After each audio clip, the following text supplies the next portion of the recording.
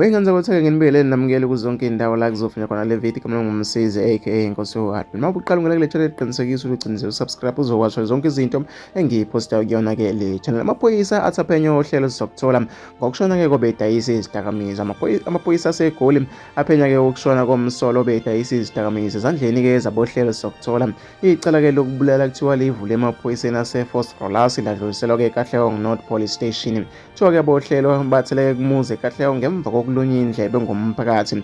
Bafica umsolo bamphonsa imibuzo bempenya ukuthi aveze izidakamizwa. Akucaci ukuthi umsolo ugcine eshone kanjani, kodwa ke intombi yakhe isibathole izidakamizwa ezincane endlebe. Belokhu ke bethi akakhiphe ezinye egoloza ke bemshaya kanzima, bamfaka ke ishubhu, bamfutha ke nge-pepper spray, noma ke bathi umbone noma ngokusho kwakhe uthi umbone sesiboshela esibhedlela eMogoreno Regional Hospital. Siqinisekisile ukudlula kwakhe emhlabeni. Amaphoyisa ke athi uphenyo lusezingeni ke eliphezulu. Imoja lafi ithi akeke ikwazi ukuphawula ke ngemva kokuthola ke ukwelulekwa ngabamili. Ngenzeka ukuthi ke yitulo ke leli abantu basola ngathi ke yitulo lokubophisa ke uxolani, njengoba ke sazi ukuthi ezinye ke zezinsizwa ebhizi kakhulu ke nomkhakha ke lapha ke wokuklina ke ezweni lethu izidakamizwa ke egcwele ke emphakathini. Abantu baphawule kanje enkundleni zokuxhumana.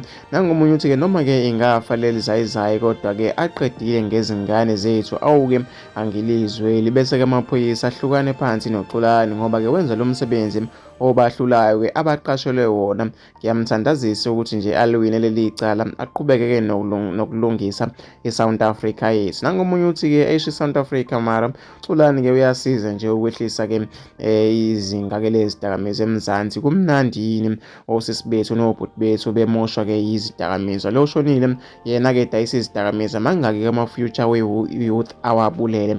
Okay, akekho umuntu onelungelo lokubulala, kodwa nje ayibo mina I'm proud of uXolani and his team. South Africa noma ke ivele ifune noma ke ivele ifune luthwe ke noma singekho ke isidinga. Ngisho ukuthi ke asikhale wengenza wethu hlala lapha ke comment section. Mina fisa ukuthi ngizovula khona umbona ukuthi ngicabanga nayo daba.